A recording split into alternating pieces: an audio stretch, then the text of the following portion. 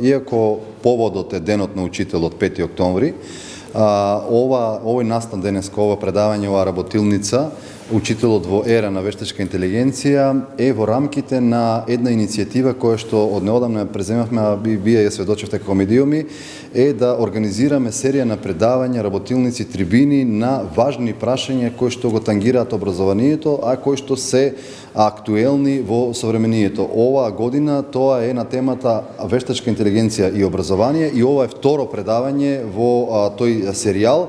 Ќе следува трето, четврто и така натаму. На крајот од тој серијал, така да кажем, на предавање и работилници ќе биде објавен и зборник и некаков прирачник кој што треба да им биде од полза на наставниците и на сите оние што се интересираат за овие најактуелни проблеми во светот на науката и во светот на образованието. Вештачката интелигенција секако е една од првите кој што се јавува како нужна потреба за која што треба да се дискутира од неколку важни аспекти, вклучително и овој техничкиот, вклучително и етичкиот, вклучително и педагошкиот, така што Факултетот за образовни науки е должен, така да кажам, има општествена одговорност да ги отвара овие прашања. И еве, по повод на денот на учителот, ја правиме оваа втора работилница од овој серијал.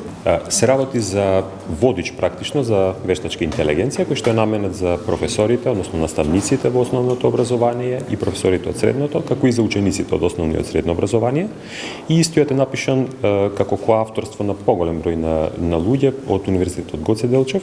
Она што можам да го истакнам е дека се работи за едно популарно четиво, во рамките на кое што се опфатени различни поглавја од вовед во вештачката интелигенција, преку основни алатки кои што може да ги употребуваат и наставниците и учениците, и нормално како истите да ги применат во наставниот процес од една страна, зборувам за наставниците, и секако за учениците да им овозможи практично поедноставно, поефикасно и побезбедно користење и поетичко, ако сакате, на сите алатки за вештачка интелигенција кои што денеска и tekako се одомаќинети и сите ученици практично ги користат на своите мобилни телефони. Водичот е веќе објавен на страницата на Министерството за образование и наука.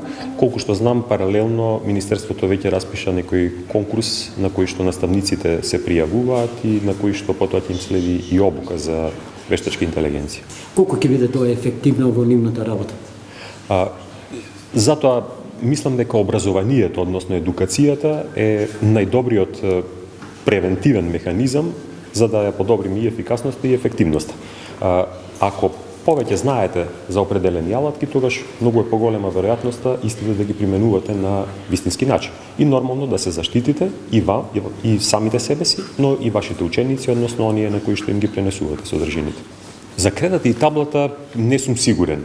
Меѓутоа, наставникот, односно учителот и професорот, за кој што практично ние имаме ден кој што го прославуваме, сметам дека не, доколку и наставникот и професорот се адаптираат и се развиваат согласно со новите технологии и со новото време.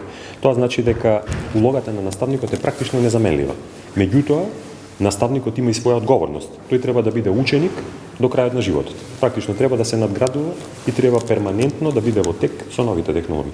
Што сме веќе во денот во кој што е ден на учителите и зборуваме за вештачка интелигенција, во кој смисол најголем предизвик ќе биде, каков предизвик е за самите учители, наставници, професори вештачка интелигенција? Веројатно технички предизвици ќе има секако, меѓутоа тоа не е најголемиот предизвик. Ако вие сте мотивирани, ако имате волја и желба, ако на крајот на денот сте вистински наставник, вистински учител, не би требало да имате предизвици и пречки во вашата секојдневна работа и нормално пречки во развојот и напредокот во вашата кариера.